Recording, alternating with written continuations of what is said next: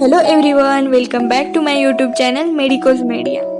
आज हम डिस्कस करने जा रहे हैं कंपेयर एंड कॉन्ट्रास्ट अर्निका और कैलेंडुला का सेकेंड पार्ट। अगर आपने फर्स्ट पार्ट नहीं देखा है तो मैंने लिंक डिस्क्रिप्शन बॉक्स में दी हुई है, आप पहले जाकर फर्स्ट पार्ट देख लीजिए, तभी जाकर आपको सेकेंड पार्ट अच्छे से समझ में आ जाएगा। और आपने अभी तक चैनल को सब्सक्राइब नहीं किया है तो सब्सक्राइब कर लीजिए और बेल आइकन को ज़रूर दबाएं ताकि आपको वीडियोस की नोटिफिकेशंस मिलती रहेगी। तो अब हम वीडियो को स्टार्ट करते हैं। हमने फर्स्ट पार्ट में 9th पॉइंट तक डिस्कस किया था, अब हम 10th पॉइंट से स्टार्ट करते हैं। 10th point, arnica eye complaints for the conjunctival and retinal hemorrhage with the extravasation due to the coughing diplopia from the traumatism। यानी कि अर्निका किस चीज़ में यूज़फुल होती है? कंजंक्टाइवल और रेटाइनल हिमोरेज होता है कफिंग की वजह से, उसमें यूज़फुल होती है। जब भी कफिंग होती है पेशेंट को, तब क्या होता है, आइज़ में की जो कैपिलरीज है उसमें प्रेशर बढ़ जाता है और उसकी वजह से क्या होता है, हिमोरेज होता है, उसमें अर्निका यूज़फुल होती है। डिप्लोपिया फ्रॉम द ट्रोमेटिज्म, अगर पेशेंट को पहले से ही आइज़ में ट्रोमा है यानी कि आइज़ इंजरी हुई है और उसकी वजह से क्या हो रहा है, डिप्लोपिया यानी कि डबल विजन की तकलीफ हो रही है, डबल विजन के सिम्टम्स आ रहे हैं, तो अर्निका उसमें यूज़फुल होती है। अब देखते हैं कैलेंडुला के eye complaints. For the injuries to the eyes which tend to suppuration, यानी कि जो भी इंजुरीज हुए हैं आइज में वो क्या हो रहे हैं, सप्यूरेट हो रहे हैं, यानी कि उसमें पस टेंडेंसीज हो रहे हैं, पस कलेक्ट हो रहे हैं, सप्यूरेट हो रहे हैं। आफ्टर ऑपरेशन, अगर कोई भी आइज का ऑपरेशन होता है उसके बाद में कैलेंडुला दी जाती है रैपिड हीलिंग के लिए।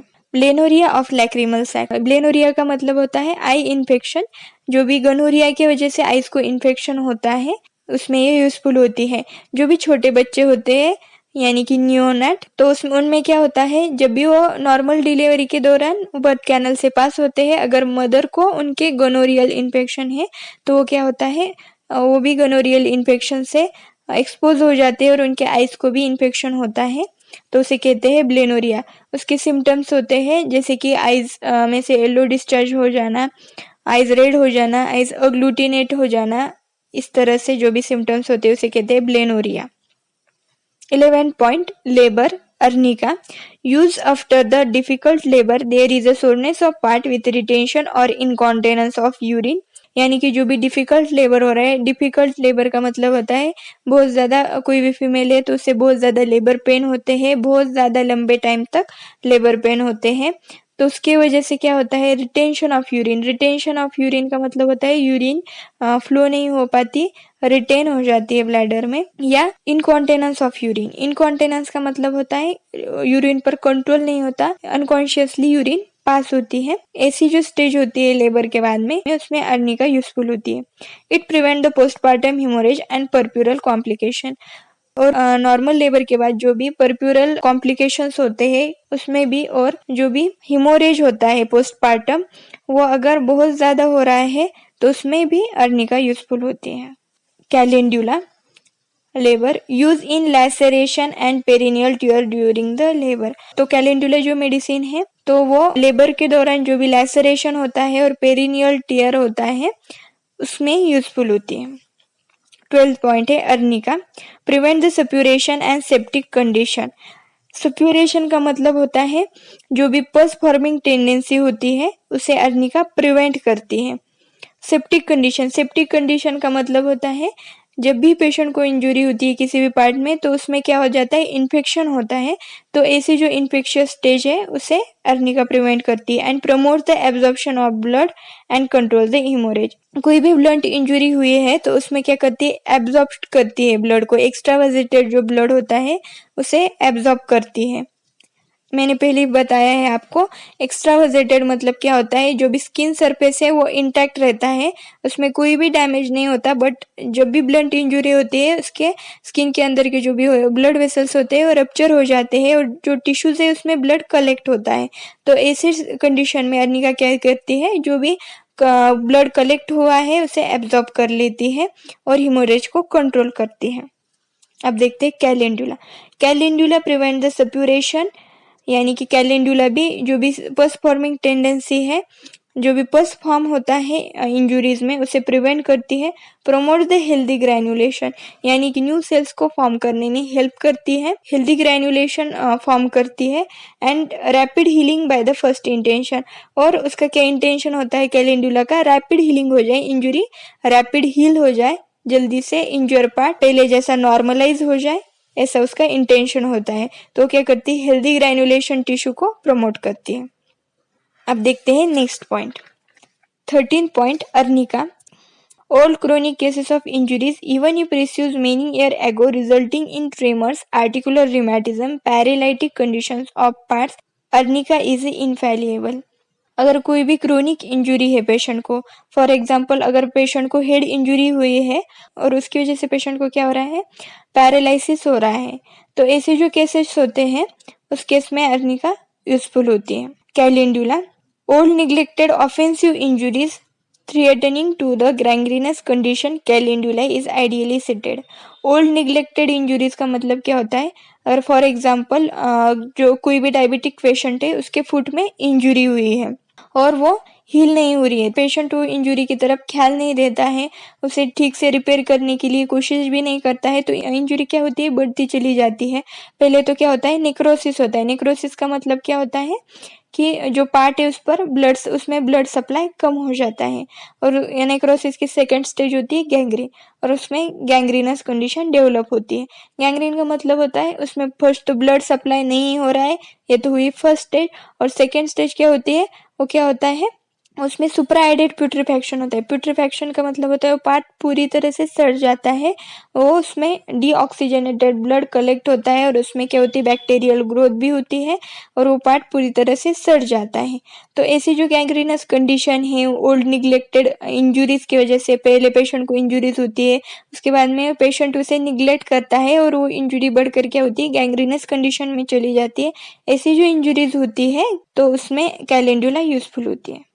अब 14 पॉइंट देख लेते हैं, अर्निका।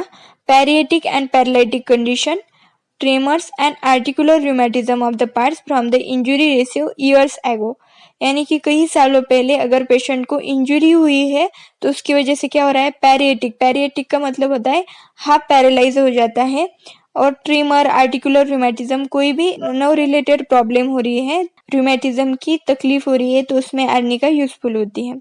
अब कैलेंडुला का देख लेते हैं, traumatic and idiopathic neuroma.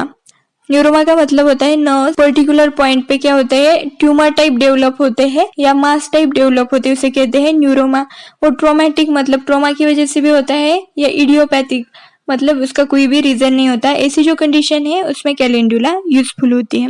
Neuritis from lacerated wounds after amputation, यानी कि एम्पुटेशन की वजह से जो भी लैसरेशन होता है, एम्पुटेशन यानी कि पार्ट बॉडी से रिमूव हो जाना, ये 2 टाइप्स का होता है, सर्जिकल भी होता है और ट्रॉमेटिक भी होता है। सर्जिकल मतलब जो भी सर्जरी से पार्ट रिमूव करते हैं गैंग्रीनस कंडीशन में, उसे कहते हैं सर्जिकल एम्पुटेशन, और ट्रॉमेटिक मतलब कोई भी एक्सीडेंट के दौरान पार्ट रिमूव हो जाना। तो ऐसी कंडीशन में जो भी लैसरेटेड वुंड होते हैं उसमें नर्व्स जो इन्वॉल्व होते हैं वो इन्फ्लेम हो जाते हैं, तो ऐसी कंडीशन में कैलेंडुला यूजफुल होती है। अब देखते हैं next point 15th, arnica. Hemorrhage into the tissues of the internal organs or the skin, it cures. The patient bleeds easily due to the relaxed blood vessels. यानी कि अर्निका पेशेंट के blood vessels कैसे होते हैं, relax होते हैं, उसकी वजह से पेशेंट इजीली ब्लीड करते हैं। Arnica, hemorrhage into the tissues of the internal organs or the skin, it cures. यानी कि जो भी हिमोरेज होता है स्किन के अंदर या ऑर्गन्स के अंदर, टिश्यूज में जो हिमोरेज होता है उसमें अर्निका सूट करती है। अब देखते हैं calendula. Haemorrhage from the rupture of muscles और tendons, exhausted from the loss of the blood and excessive pain. Calendula में हिमोरेज कैसा होता है, एक्सटर्नल हिमोरेज होता है, जो भी मसल रप्चर होने की वजह से होता है या टेंडॉन्स रप्चर होने की वजह से जो भी हिमोरेज होता है उसमें यूजफुल होते हैं। दोनों में क्या डिफरेंस है, जो भी अर्निका मेडिसिन है वो इंटरनल हिमोरेज के लिए यूजफुल होती है, जो भी ऑर्गन्स के अंदर हिमोरेज हो रहा है या स्किन के अंदर हिमोरेज हो रहा है उसमें यूजफुल होती है। हिमोरेज इंटरनली हो रहा है, एक्सटर्नली ब्लीडिंग हो नहीं हो रही है, ऐसी जो कंडीशन है उसमें अर्निका सूट करती है। और कैलेंडुला में क्या होता है, एक्सटर्नल हिमोरेज होता है, जो भी रप्चर होते हैं टेंडॉन्स मसल्स उसमें से जो एक्सटर्नल हिमोरेज होता है उसमें कैलेंडुला यूजफुल होती है। अब 16 पॉइंट देख लेते हैं। Calendula use when union of bone can not be affected by means of adhesive plaster. Plaster करने के बावजूद भी जो है फ्रैक्चर रिपेयर नहीं हो पाता, ऐसी जो कंडीशंस है उसमें कैलेंडुला यूजफुल होती है। 17th point, calendula use when wound penetrating to the articulation with loss of the synovial fluid. जब भी पेनिट्रेटिंग वुंड आर्टिकुलेशन सरफेस तक पेनिट्रेट होते हैं। पेनिट्रेटिंग वुंड किस चीज से होते हैं?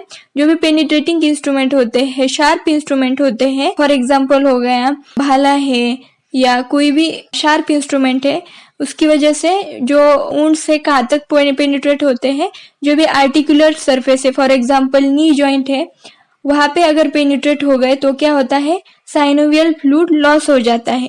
तो ऐसी जो कंडीशन है उसमें कैलेंडुला यूजफुल होती है।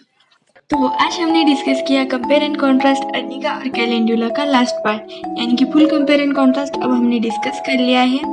ऐसी और हेल्पफुल वीडियोस मैं अपलोड करती रहूंगी। अगर आपको मेरी वीडियोस अच्छी लगती है तो चैनल को सब्सक्राइब जरूर करें, बेल आइकन को प्रेस करना ना भूलें और वीडियोस को लाइक और शेयर करते रहें। तब तक के लिए बाय बाय।